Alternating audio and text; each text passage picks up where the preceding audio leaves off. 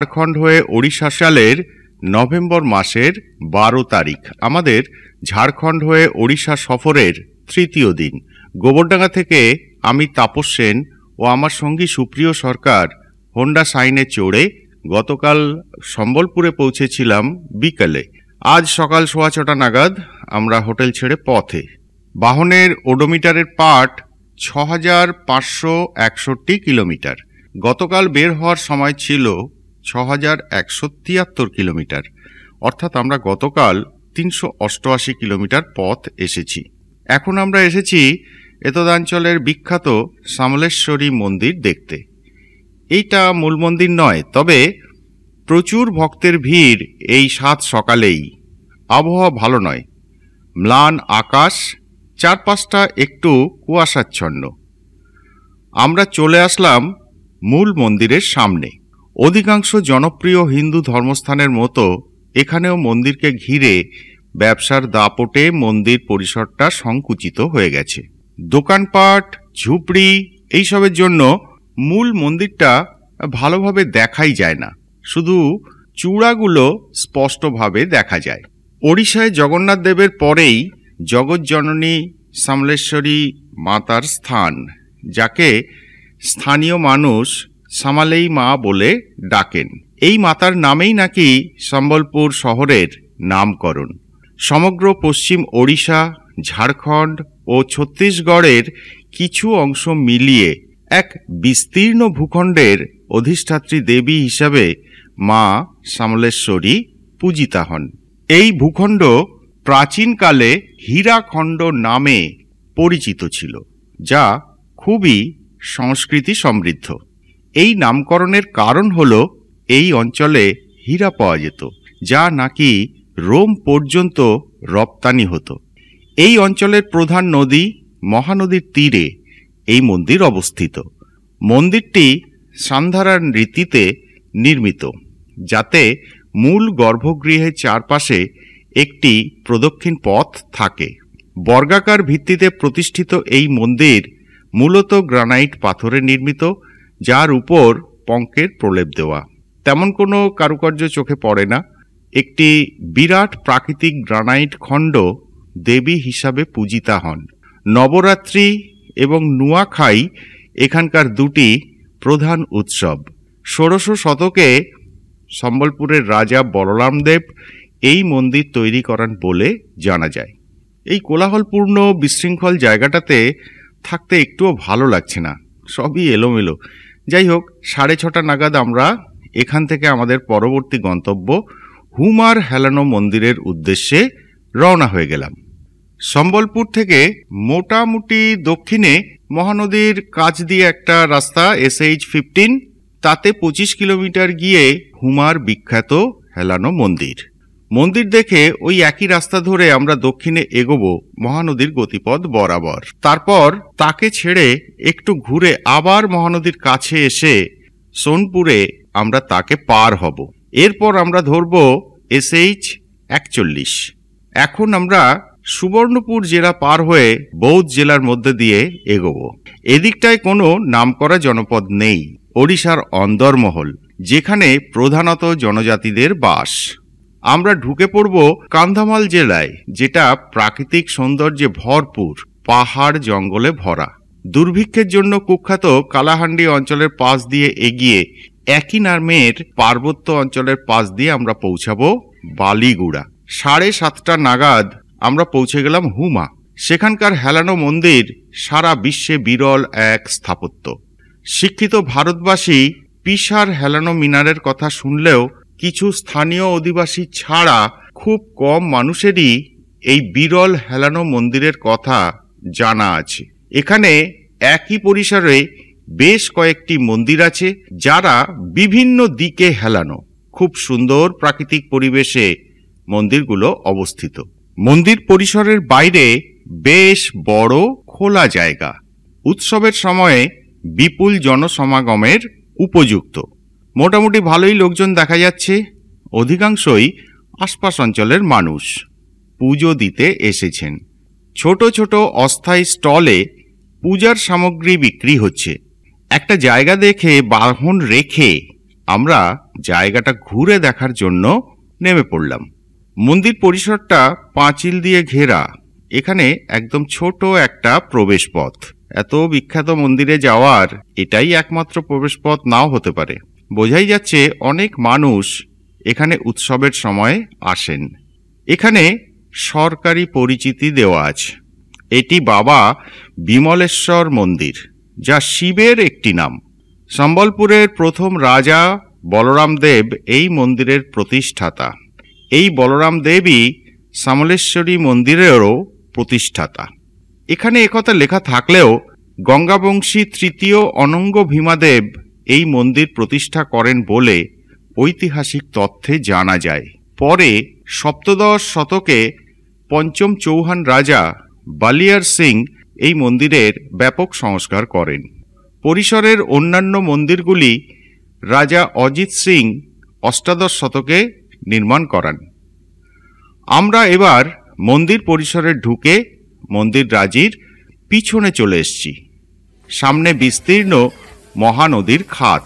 যত দূর চোখ যায় মহানদীর বিস্তৃত বক্ষ বালি পাথরে ঢাকা, মাঝে মাঝে জল। প্রাকৃতিক দৃশ্য এখানে চমৎকার। মন্দির নির্মাতাদের এই জায়গাটার নির্বাচন অত্যন্ত তারিফযোগ্য। অসাধারণ জায়গা। বর্তমানে নদীর প্রবাহ পথ খাতের একদম পশ্চিম প্রান্ত ঘেঁষে, অর্থাৎ এখান থেকে দূরের দিক দিয়ে।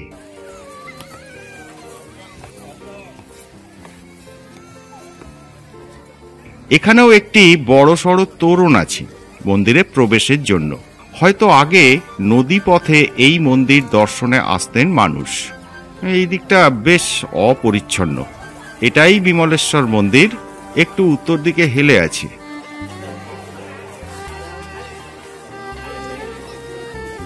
মন্দিরের মাথায় ধ্বজটা কিন্তু উল্লম্বই আছে।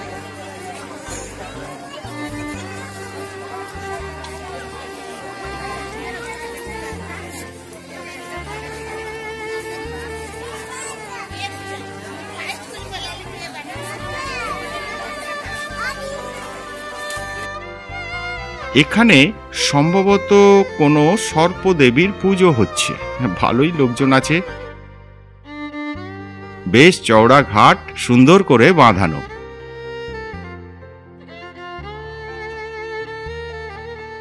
নদী দীর্ঘ সময় আগেই এই খাত থেকে সরে গেছে। তার বুকে প্রচুর পাথর, গাছপালা।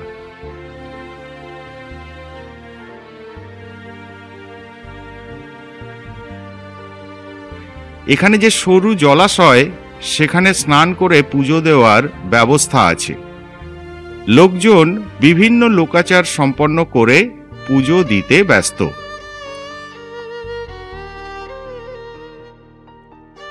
এখানে দেখছি নৌকা করে মানুষ ওপারে যাচ্ছেন, হয়তো নৌকা বিহার।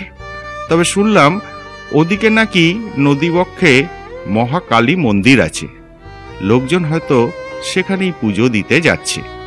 এখানকার নদীর জলে কুদো নামে বিশাল মাছ পাওয়া যায়। সেগুলো নাকি পোষ মানানো, খাবার নিয়ে ডাকলে চলে আসে। এই মাছ ধরা নিষিদ্ধ বলে তারা নিশ্চিন্তেই আছে। মন্দিরে একটি স্থাপত্য আছে। বঁটিতে মাছ কাটছে এক তরুণী। এক জনশ্রুতি প্রচলিত যে কুদো মাছ কাটে সে বেশি দিন বাঁচে না। এটা পশ্চিম এবং উত্তর পশ্চিম দিকের দৃশ্য। চমৎকার। এইবার আমরা দক্ষিণে চলে এলাম। দক্ষিণ এবং দক্ষিণ পূর্ব দিকের দৃশ্যটাও কিন্তু ফেলনা নয়। তবে সূর্যের দিকে মুখ থাকায় ছবিটা তেমন একটা ভালো হচ্ছে না। পূর্ব দিকে অপর একটি নদী এসে এখানে মহানদীতে মিলিত হয়েছে। এই নদী সঙ্গমের মুখেই মন্দিরটি নির্মিত হয়েছিল। এদিকে কোনো ধর্মীয় মাহাত্ম্য নেই, তাই লোকজনের ভিড়ও নেই। লোকজন যা দেখা যাচ্ছে তা নিত্যকর্ম সারতে আসা মানুষজন।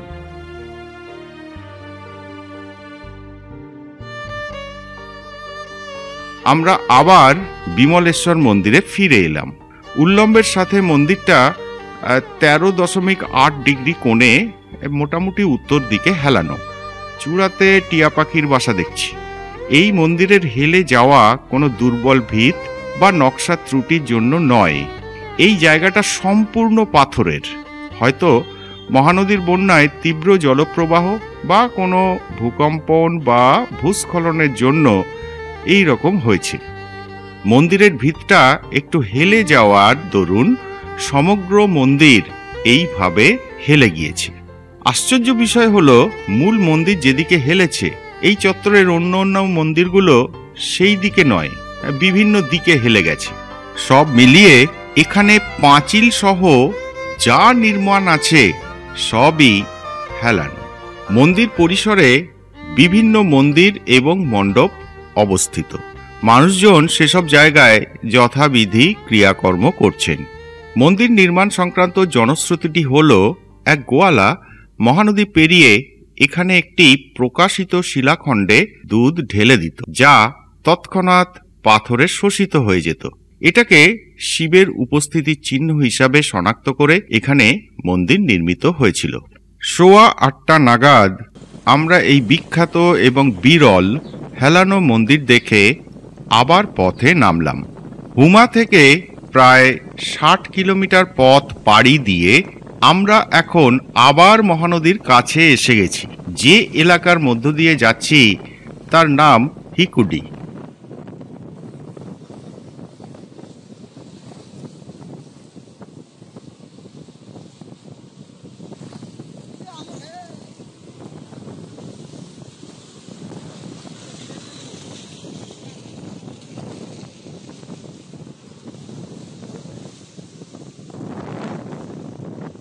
বাঁদিকে মহানদী দেখা যাচ্ছে।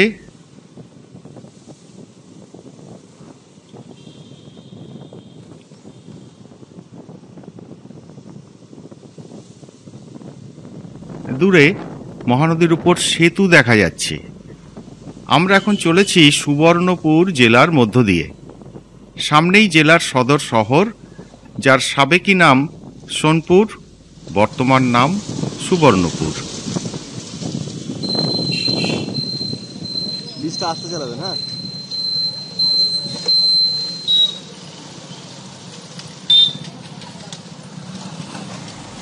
সামনেই ব্রিজ। এখানে মহানদীর বিস্তার বেশ বেশি, অর্থাৎ ব্রিজটা বেশ লম্বাই হবে। মহানদী ব্রিজ।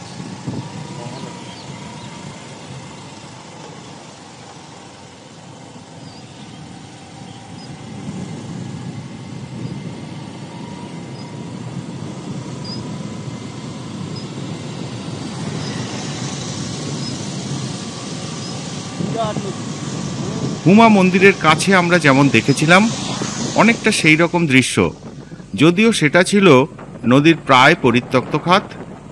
এটা কিন্তু তা নয়। নদীর বুকে অনেক গাছপালা, কিছু বালিময় অঞ্চল, ফাঁকে ফাঁকে জমে আছে জল।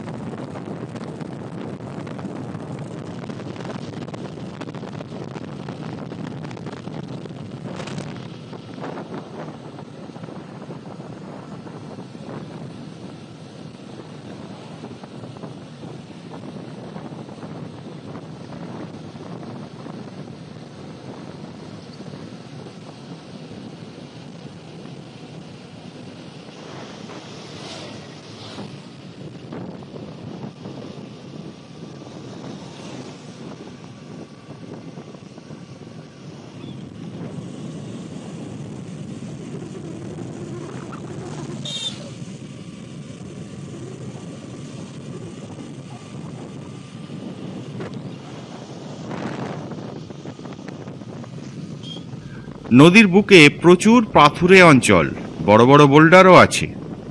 সকালের আবহাওয়ার ম্লান ভাবটা কেটে গিয়ে এখন বেশ চড়া রোদ উঠেছে। ঘড়িতে সময় দেখাচ্ছে 9:40।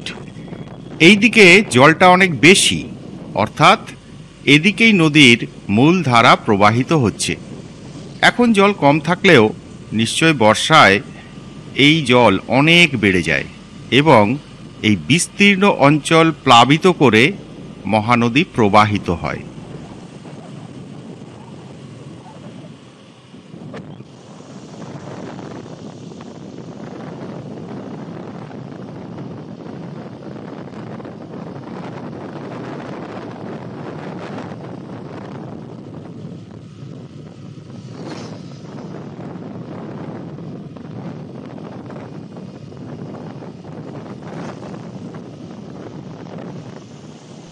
বাস, ব্রিজ শেষ। সামনে সোনপুর শহর, বেশ বড় জনপদ। সোনপুর শহর পার হয়ে আমরা আবার আরেকটা নদীর ব্রিজে উঠে পড়েছি। এই নদীর নাম তেল নদী। মহানদীর এক প্রধান উপনদী হলো এই তেল নদী।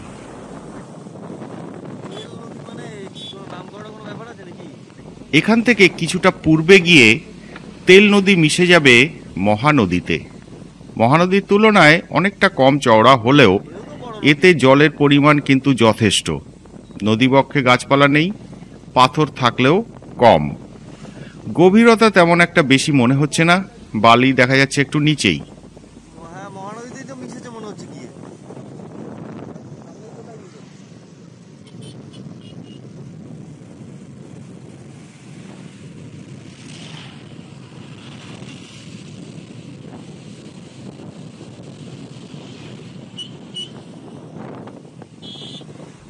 ব্রিজ শেষ হয়ে আসছে।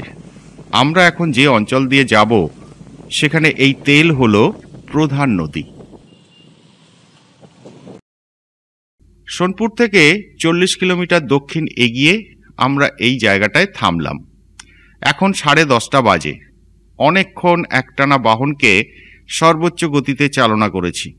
এবার তারও আমাদের মতো একটু বিশ্রাম দরকার। তেল নদীর ধারে এই জায়গাটা বেশ ভালো লেগে গেল বলে দাঁড়িয়ে গেলাম। এখানটায় একটাই অসুবিধা, কোনো ছায়া নেই। রোদের তেজ কিন্তু বেশ ভালোই। আমরা তেল নদী থেকে একটু দূর দিয়ে চলছিলাম, এখন এসে পড়েছি একদম নদীর কাছে।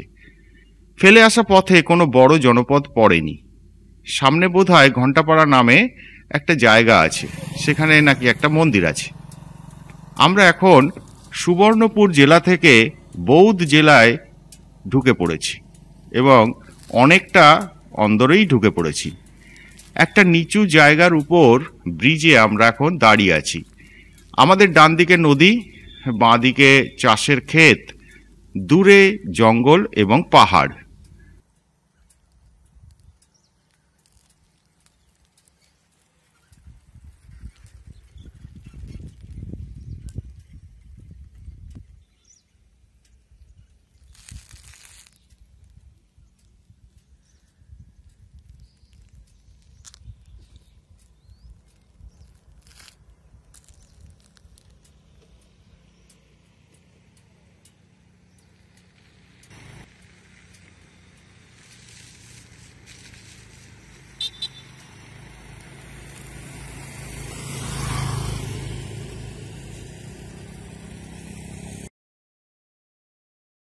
নদীর দিকটা একটু যেতে ইচ্ছা করছে। সামনের বাঁধের মতো জায়গাটি দিয়ে উঠতে হবে। উপরে উঠে এসে পূর্বে তাকালে আমাদের রাস্তা এবং ব্রিজটা দেখা যাচ্ছে। এখানে মনে হচ্ছে একটা নিচু জায়গা, যেখান দিয়ে পূবের বিশাল অঞ্চলের জল এসে এই নদীটায় পড়ে। তেল নদী এখানে মোটামুটি উত্তরবাহী, তার দক্ষিণ দিকটা দেখা যাচ্ছে। নদীর দুপাশে বসতির কোনো চিহ্নই নেই। এই সময়ের হিসেবে নদীতে কিন্তু ভালোই জল আছে, একদম টলটল করছে। এই দিকটা হলো উত্তর দিক। আমরা এই দিক থেকে এসেছি। দূরে নদীতে একটা বাঁক দেখা যাচ্ছে। এখানে ঘাসের মধ্যে ছোট ছোট ফুল ফুটেছে। আমরা এখন সুন্দর জঙ্গলের মধ্যে দিয়ে যাচ্ছি, খুব সুন্দর লাগছে। গতকালের যে অসাধারণ পথে আমরা এসেছি তার তুলনায় আজকের পথটা কিন্তু কিছুটা নিরেশ মনে হচ্ছিল। এখন সুন্দর জঙ্গলে এসে মনটা বেশ তাজা হয়ে উঠেছে।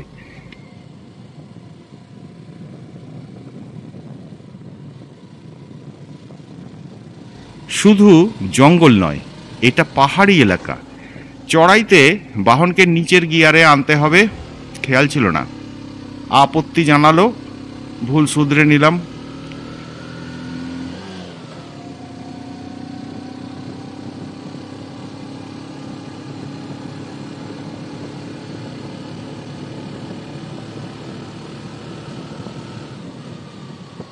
ইতিমধ্যেই আমরা বেশ খানিকটা উঠে এসেছি। আজকের প্রথম পাহাড়ি পথ, খুব ভালো লাগছে।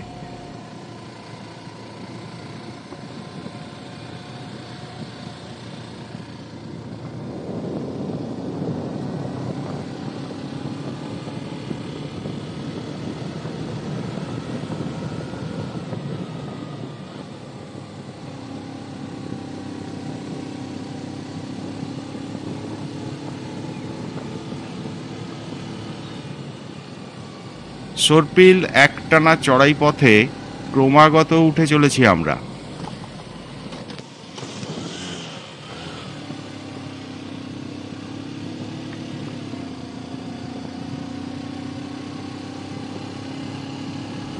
এখন 11:30 বেজে গেছে, একদম ফাঁকা রাস্তা। এঁকে বেঁকে ক্রমশ উঠে চলেছি চড়াই বেয়ে। চারপাশে ঘন জঙ্গল, মন খুশিতে ভরপুর।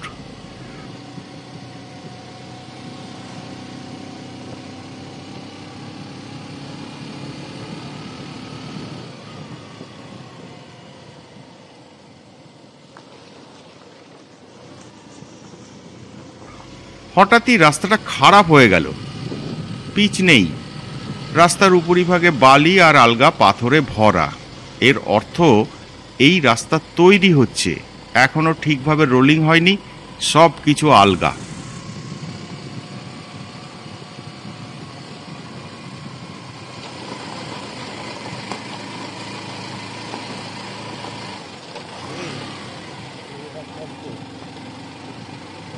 বেশ খারাপ। আমাদের বাহনের চাকা তো এমন রাস্তার উপযুক্ত নয়, রাস্তা আঁকড়ে চলার মতো টায়ার নয়। সুতরাং চাকা পিছলে পড়ে যাওয়ার সমূহ সম্ভাবনা।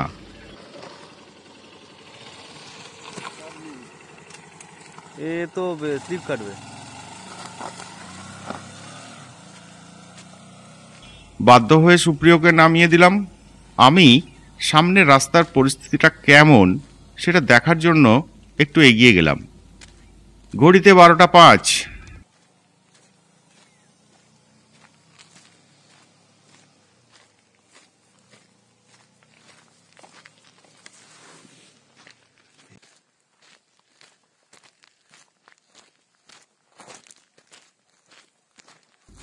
বেশ সুন্দর পরিবেশের মধ্য দিয়ে ফুরফুরে মেজাজে চলছিলাম।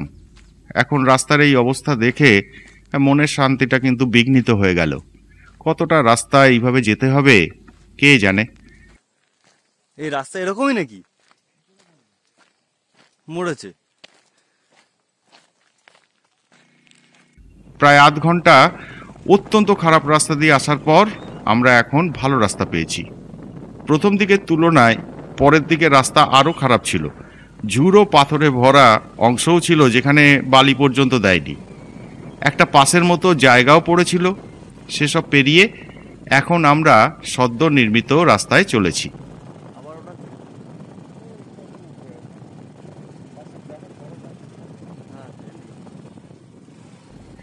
এখন সময় 12:15। আমরা চলছি SH41 ধরে। সম্ভবত রাস্তাটা আগের চেয়ে চওড়া করা হয়েছে। রাস্তার পাশেও অনেকটা জায়গা। রাস্তা চওড়া করার জন্য নিশ্চয়ই রাস্তার পাশে ছায়া দেওয়া গাছগুলোকে কেটে ফেলা হয়েছিল, নতুন করে আবার গাছের চারা বসানো হয়েছে।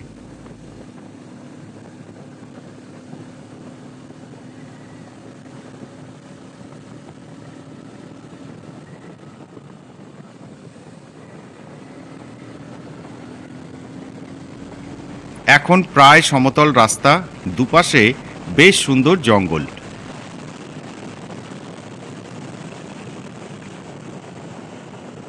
সামনে গ্রাম, নাম গাট্টাঙ্গি।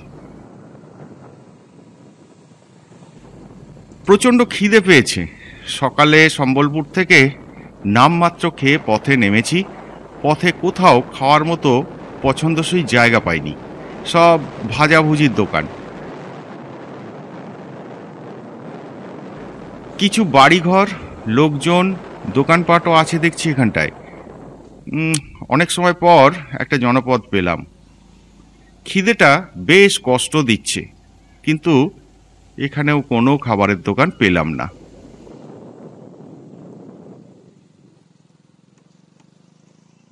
এই জায়গাটা উপত্যকার মতো, চাষের ক্ষেত রয়েছে, সামনে পাহাড়ও দেখা যাচ্ছে।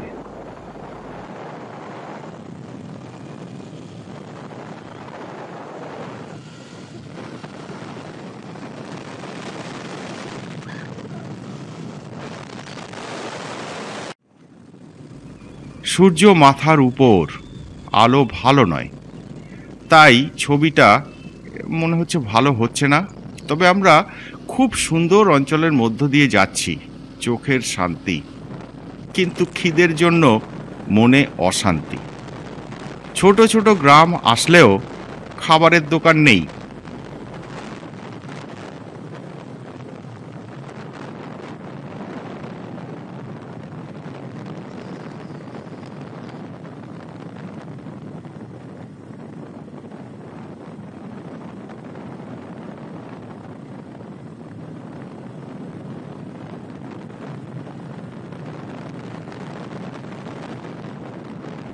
এই গ্রামের নাম গলিগুড়া। বসতিটা কিন্তু চোখে পড়ছে না, হয়তো একটু আশপাশে কোথাও হবে।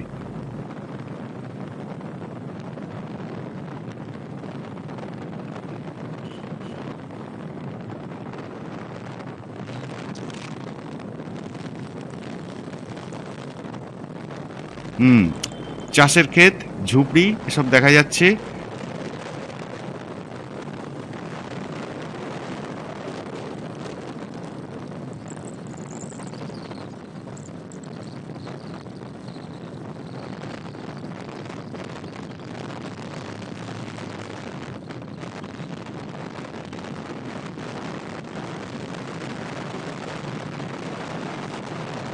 রাস্তার পাশে মুখ পোড়ার দল, তার মানে হনুমান।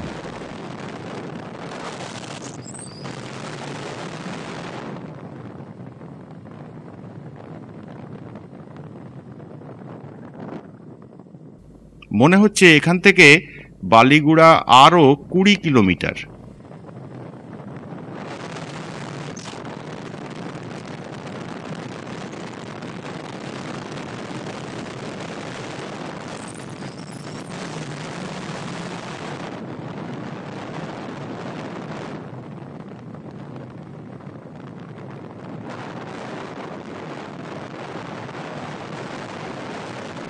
সামনে বড় পাহাড়, মনে বেশ উত্তেজনা।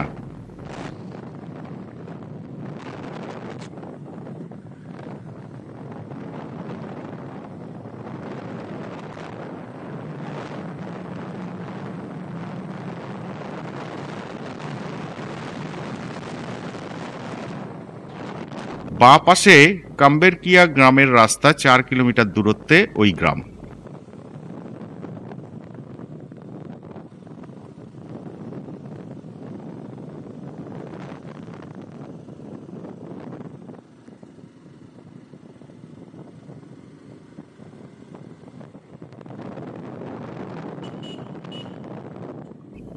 ছাগলের দল রাস্তা জুড়ে চলেছে।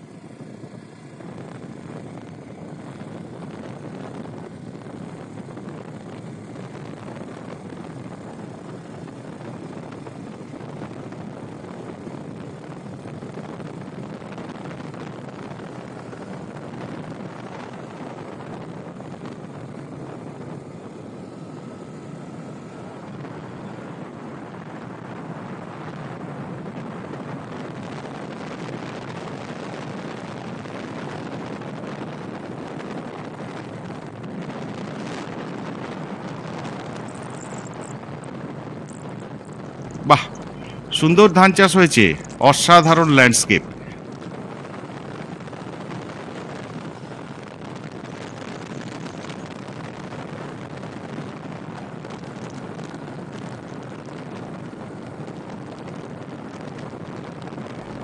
একটা বসতি এসে গেল, নাম শূদ্র।